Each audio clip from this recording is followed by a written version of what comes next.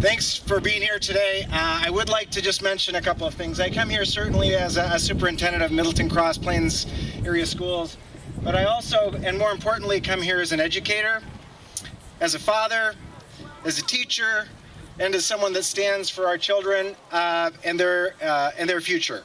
One of the things that I'd like to recognize is that certainly we stand here in southern Wisconsin advocating for our children, but we also know that people all across the state are joining together for this same cause, for the betterment of our schools, for the betterment of our children, and that is of critical importance. I want to call on educators, parents, and taxpayers across the state to stand with us and to continue to carry the torch to make this a better place for our students.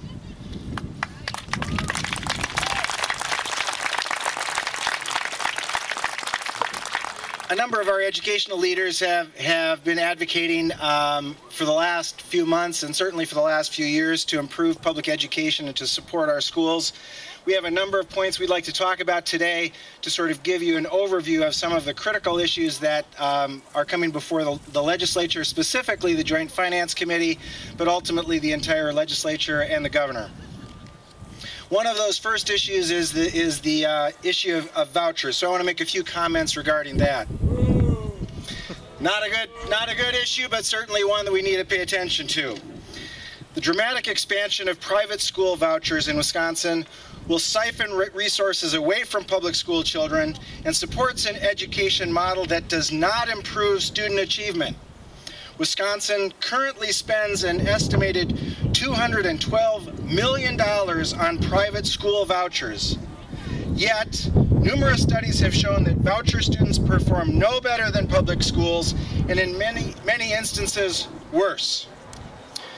This with students entering voucher schools that can be accepted or rejected based on their own individually developed criteria. Do public schools get to pick and choose their own students? No. We all know that answer, and the answer is no. The Joint Finance Committee voucher expansion removes the cap in participation for statewide voucher programs. It also limits the number of participants from a school district to 1%, but for only the first 2 years. That cap would increase by 1% until it reaches 10%. And then what happens? The cap comes off. 100% of our students would be eligible for private school vouchers. We've heard legislators, and in some cases the governor, say, they advocate for a voucher in every backpack. This may have a massive impact on public school districts and their budgets, and clearly is intended to allow and encourage statewide privatization of the K-12 education system. Can we afford two separate school systems funded by the taxpayers of Wisconsin? No! Are we really going to fund schools that have never been accountable to the state or local school boards? No! I would hope not. I would hope not. The Joint Finance Package also changes the funding mechanism for new voucher participants in the statewide and Racine programs to a system modeled on open enrollment. New participants will be paid for by the resident school district. Districts will be able to count these participants for general aid and revenue limit.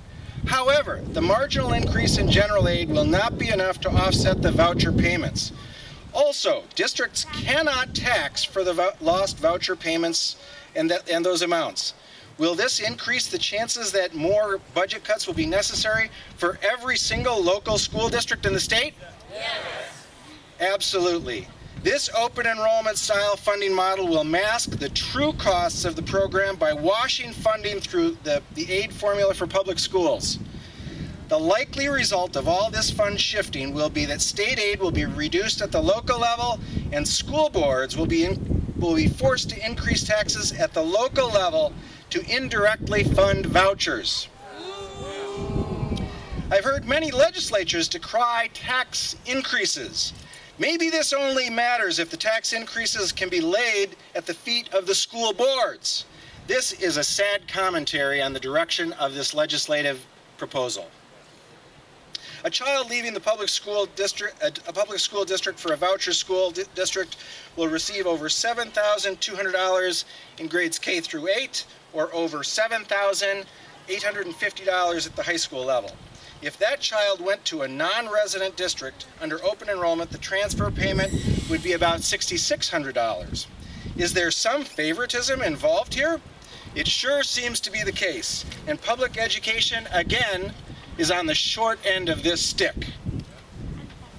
The Legislative Fiscal Bureau estimates that aid reductions from public school districts to pay for the dramatic expansion of the voucher program could total between $600 and $800 million over the next 10 years. In our estimation, this is a conservative projection. If the pro-voucher legislators remove income eligibility requirements for the program, a logical next step, the age shift could be even greater. So again, while Minnesota and 45 of our 50 United States are increasing funding for public education in the next 1 to 3 years, what is the Wisconsin legislature considering? Dramatically reducing or removing support. Is this a good idea? No! I think not. Wisconsin cannot afford two systems of education, nor this growing voucher entitlement. Special education also has impacts created by the Joint Finance Committee, and it threatens both the students with disabilities who would use the vouchers and those who would attend private schools and the students who remain in public schools. Under the package, students with disabilities would be granted $12,000 for vouchers in private schools. These schools would have no obligation to accept any given student with disabilities. Special needs vouchers would go to students with mild disabilities, thereby leaving public schools with reduced special education funding to serve the needs of the students with the moderate and highest needs. Who will pay for those high-cost students? Your local school district. Does this seem fair to you? No! No statewide disability rights group in Wisconsin endorsed special needs vouchers. Why do you think this is? Could it be because it's really not designed to support all special needs students? I think we all know the answer to that. Again, we project that special ed needs vouchers take tax dollars out of public schools, hurting the students with disabilities who remain in those schools. Voucher schools are not required to employ special education teachers or therapists and have no obligation to meet a student's specific needs. This is an amazing reality in current legislation, but it is accurate. There is great concern that some parents of special needs students may sign up for a voucher school, transfer the state funding, not be happy with the support, re-enroll in the public schools. Do we know that the voucher school will refund this payment? Not at all. It's not written into the bill. Will the public schools, however, ultimately be required to follow state and federal mandates and serve these students? Absolutely, absolutely yes. Families who use special needs vouchers would give up their child's right and protections guaranteed by the Individuals with Disabilities Education Act, including the right to an enforceable individualized educational plan. I wonder if vouchers would be held accountable to their local school board, the Department of Public Instruction, or the state in this area. What do you think? Look, at the end of the day, our teachers, our support staff, our administrators, and our school board members work tirelessly for all of the children. We have an amazing public education system in Wisconsin, and it improves every year.